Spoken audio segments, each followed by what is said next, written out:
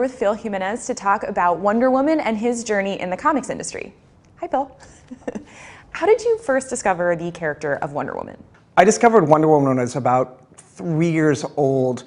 The first time I actually saw her was on the Brady Kids cartoon. There was a cartoon, yes, that about the Brady Bunch children and their various adventures. I think it was on for a season or two.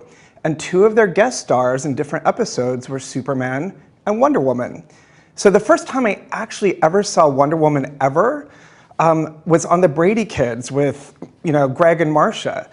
And I don't have much of a memory of that, but what really struck me was how much I loved this character, this sort of over-the-top, star-spangled creature that was on the show.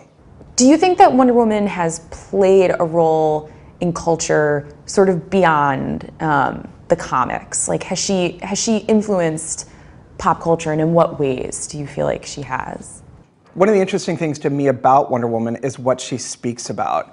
Unlike Superman or Batman, again, who tend to be sort of alpha and or beta male fantasies of a certain kind, Wonder Woman at her core speaks about two or three things. One is sex, and one is war, and then one is the sort of intersection of both.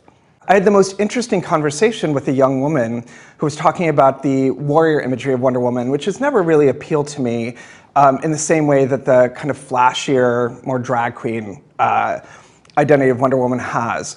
And she was explaining to me that the symbolism of a woman who is willing to war against a culture who will war against them is very powerful.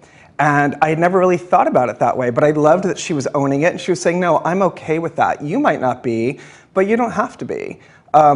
These characters can speak to us in any number of ways. And so you can have your sort of flashy disco version that you can play in a gay bar. I want someone who represents to me a force to be reckoned with, and someone who's going to change a culture that doesn't see me as equal. It is interesting to read Wonder Woman as sort of inherently political. I actually argue that Wonder Woman is an inherently political character for two or three reasons. One, the time of her creation. She was created in the 1940s and created as a sort of political force. She spoke about certain things, ranging from anti-Nazism, pro-American ideals, to this sort of proto-feminist idea that women can not only do what men can, but sometimes they can do it better, which trying to imagine that in 1941 still blows my mind.